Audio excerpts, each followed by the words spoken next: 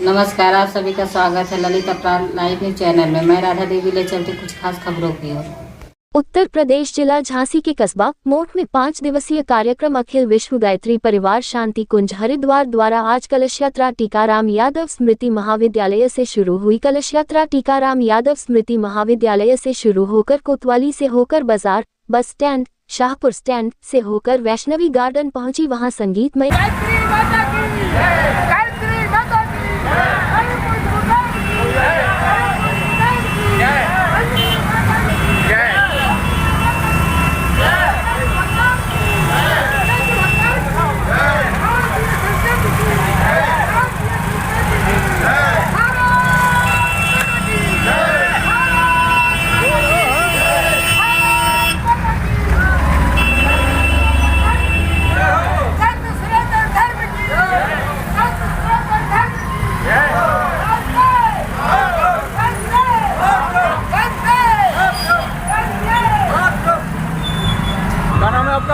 हमारा नाम कृष्णकांत लोहिया। ये क्या का प्रोग्राम है? ये गायत्री महायज्ञ है। 108 कुंडलीय महायज्ञ तो सनातन धर्म से जुड़ा हुआ है और कानपुर हरिद्वार से एक शाखा है, उसके द्वारा संबंध है। और यहाँ मोट में 108 कुंडलीय वैष्णवी गार्डन में ये महायज्ञ होने जा रहा है। इसमें लोग अपना जीवन सफल बनाएंगे। इसमें पुनीत कार्य में सब लोग भागीदारी करेंगे।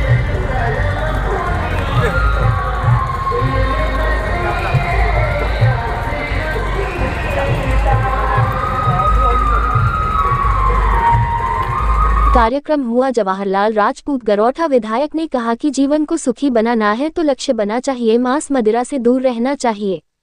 बहन मानवी ने बताया कि आज कलश यात्रा निकाली गई। दिनांक 18-11-24 को सुबह 8 से 12 तक देव पूजन यज्ञ, दोपहर 2 बजे से श्री प्रज्ञा पुराण कथा, शाम 5 बजे तक। 19 नवंबर 24 को यज्ञ कथा, प्रतिदिन भोजन। 28-1124 को यज्ञ संस्कार 8 बजे प्रातः एवं 2 बजे दोपहर कथा, शाम 5 बजे दीप महायज्ञ 7 बजे तक। 21-1124 को प्रातः 8 बजे यज्ञ एवं पूर्णाहुति टोली विदाई कार्यकर्ता सम्मान समारोह एवं भंडारा। कलश यात्रा में 108 गांव की महिलाओं ने सिर पर कलश रखे। महिलाओं पुरुषों ने पीले वस्त्र धारण कर रखे थे। कस्बा वासियों ने फूल वर्षा की। कलश यात्रा के साथ बड़े लोहिया, कैलाश नारायण, डॉक्टर संतोष, देशबंधु, जगदीश प्रसाद, पिंटू गुप्ता आदि अनेक श्रद्धालु जन साथ रहे। थाना प्रभारी सरिता मिश्रा कलश यात्रा के साथ पुलिस टीम के साथ। उत्तर प्रदेश जिला झांसी के कस्बा मोट में 5 दिवसीय कार्यक्रम अखिल विश्व गायत्री परिवार शांति कुंज हरिद्वार द्वारा आज कलश यात्रा टीकाराम यादव स्मृति महाविद्यालय से शुरू हुई। कलश यात्रा टीकाराम यादव स्मृति महाविद्यालय से शुरू होकर कोतवाली से होकर बाजार, बस स्टैंड, शाहपुर स्टैंड से होकर वैष्णवी गार्डन पहुंची। वहां संगीतमय कार्यक्रम हुआ। जवाहरलाल राजपूत गरौठा विधायक ने कहा कि जीवन को सुखी बनाना है तो लक्ष्य बना चाहिए, मांस मदिरा से दूर रहना चाहिए। बहन मानवी ने बताया कि आज कलश यात्रा निकाली गई। दिनांक 18-11-24 को सुबह 8 से 12 तक देव पूजन यज्ञ, दोपहर 2 बजे से श्री प्रज्ञा पुराण कथा, शाम 5 बजे तक। 19 नवंबर 24 को यज्ञ कथा, प्रतिदिन भोजन। 28-1124 को यज्ञ संस्कार 8 बजे प्रातः एवं 2 बजे दोपहर कथा, शाम 5 बजे दीप महायज्ञ 7 बजे तक। 21-1124 को प्रातः 8 बजे यज्ञ एवं पूर्णाहुति टोली विदाई कार्यकर्ता सम्मान समारोह एवं भंडारा। कलश यात्रा में 108 गांव की महिलाओं ने सिर पर कलश रखे। महिलाओं पुरुषों ने पीले वस्त्र धारण कर रखे थे। कस्बा वासियों ने फूल वर्षा की। कलश यात्रा के साथ बड़े लोहिया, कैलाश नारायण, डॉक्टर संतोष, देशबंधु, जगदीश प्रसाद, पिंटू गुप्ता आदि अनेक श्रद्धालु जन साथ रहे। थाना प्रभारी सरिता मिश्रा कलश यात्रा के साथ पुलिस टीम के साथ रही। रिपोर्टिंग जिला ब्यूरो चीफ शशिकांत लोहिया की।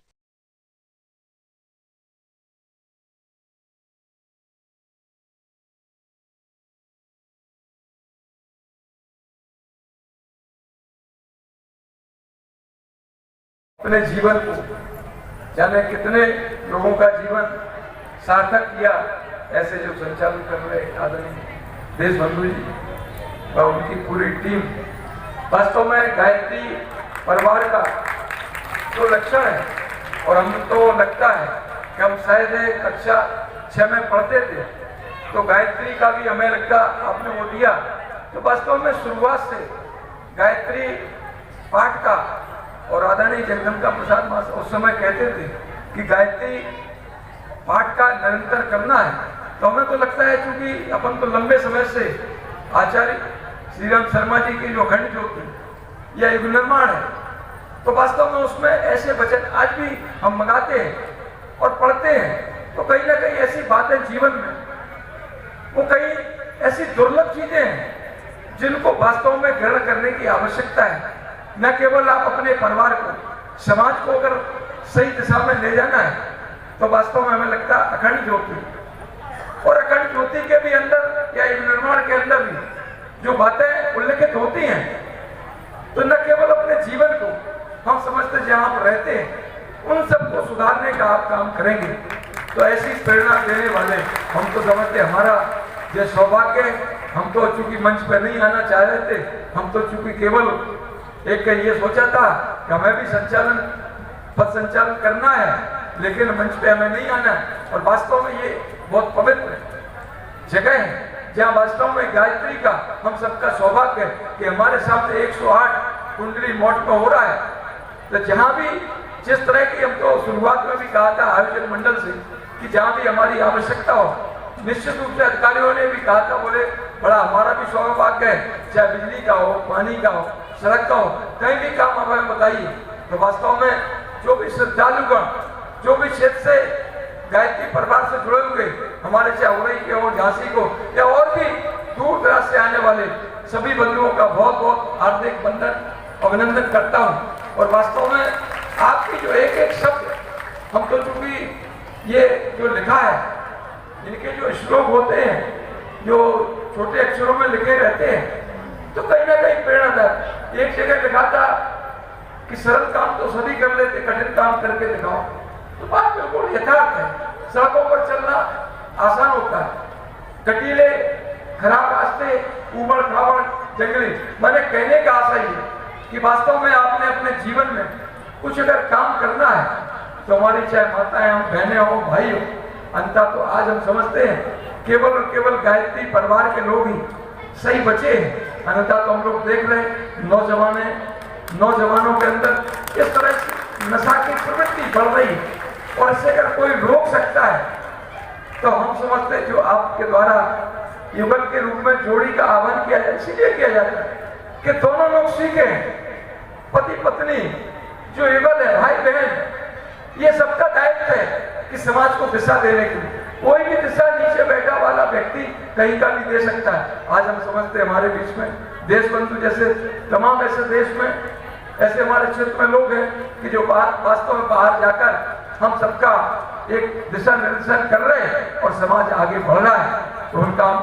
पूरी उनकी टीम का बहुत बहुत हार्दिक अभिनंदन वंदन कि वास्तव में आपने यहाँ जो आयोजन मंडल ने जो आज कलश यात्रा के माध्यम से और इतना 108 कुंडली कार्यक्रम किया, हमारी जहाँ भी आवश्यकता जिस तरह की भी हो, बिल्कुल पूर्णतः हर तरह का सहयोग करने के लिए बाकी निरंतर प्रयास करूंगा कि आपके लगातार कार्यक्रम में शामिल हो।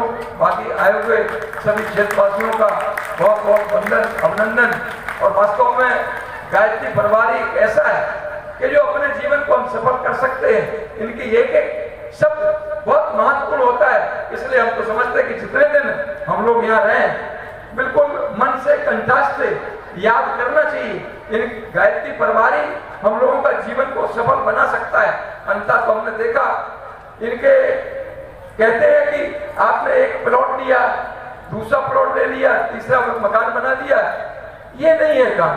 मैंने जीवन को सफल करने के लिए आपने अगर कोई काम किया है तो एक प्लॉट लिया है, उसको सुव्यवस्थित करिए उस मकान को।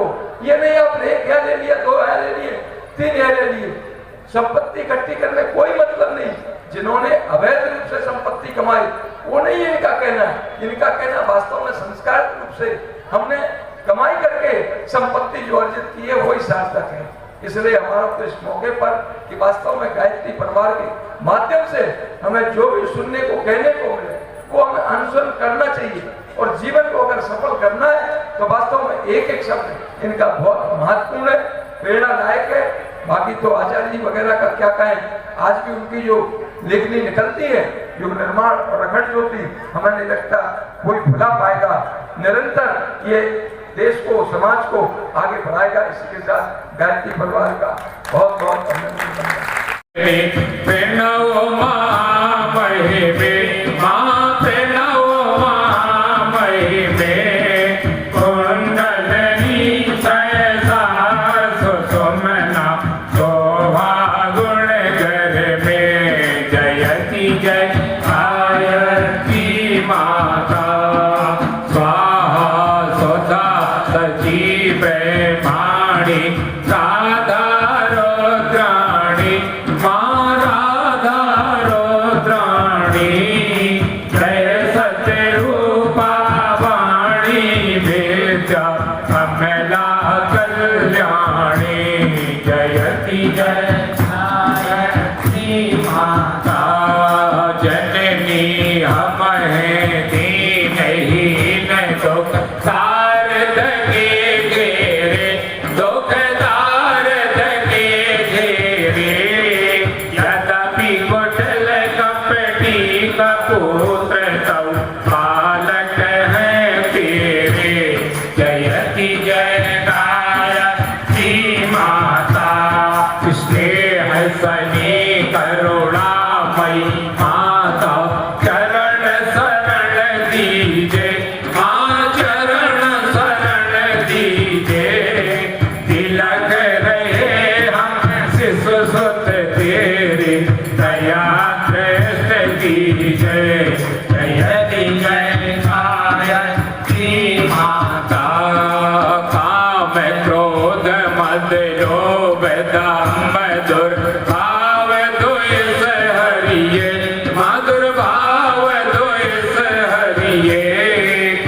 कथा वक्ता है प्रज्ञा पुराण राम कथा भागवत करने क्षेत्र के क्या जिले के भोपाल से लेके लखनऊ तक हम कार्यक्रम करने गए। पर यहाँ मौट का जो 108 कुंडी यज्ञ हो रहा, इसमें हम लोग 108 कुंडी यज्ञ में हमारा केंद्र शांति कुंज हरिद्वार से विद्वानों द्वारा टीम आएगी, जिसमें 5-7 भाई होंगे। वो संगीत के साथ सुबह का यज्ञ कराएंगे। तत्पश्चात 12 बजे के बाद भोजन के बाद 2 बजे से श्रीमद् प्रज्ञा पुराण संगीतमय कथा एवं प्रवचन चलेगा। 5 बजे तक कथा होगी। इसके बाद कथा सुनने वालों को भोजन की व्यवस्था है। और हमारे यहाँ पर एक नियम है, गुटखा बीड़ी पान तंबाकू आदि वालों को प्रवेश नहीं दिया जाता है। तो जो लोग कथा में आएंगे उनको ये सारी चीज़ें वर्जित हैं। और कथा का श्रवण कर अपने दुर्गुणों को दूर कर भोजन प्रसादी आदि पाकर यज्ञ में आहुतियाँ प्रदान करेंगे।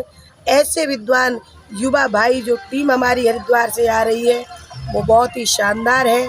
और वो हम आपके जीवन को किस तरह से जीवन जीने की कला होती है। जीवन तो सब जीते हैं, एक चोर भी जीता है, एक डाकू भी जी लेता, पर ईमानदारी सत्ता पर चलने वाला जीवन कठिन तो होता है पर हमेशा सफल होता है। तो कैसे जीवन जीना चाहिए ये विद्वानों द्वारा बखूबी आपको कथा के साथ प्रज्ञा पुराण का मतलब यही होता है कि आज के युग की विषम परिस्थितियों से आदमी जो संघर्ष कर रहा है उसको सरलता पूर्वक जीवन कैसे मिले और अच्छाइयों पर वो कैसे चले, ये श्रीमद् प्रज्ञा पुराण में संगीत के साथ विद्वानों के साथ आपको 5 घंटे की कथा मिलेगी। तो सभी लोग जीवन जीने की कला सीखना चाहें वो इस महायज्ञ इस कथा में ज़रूर आकर के सुने। कथाएं बहुत होती हैं। भगवान कृष्ण का चरित्र वर्णन सबने सुना, भगवान राम का वर्णन सबने सुना, श्रीमद् भागवत में हम लोग सुन लेते रामचरितमानस में, पर व्यक्ति का चरित्र कैसा हो ये श्रीमद् प्रज्ञा पुराण में हमारे गुरुदेव ने 19वां पुराण प्रज्ञा पुराण है।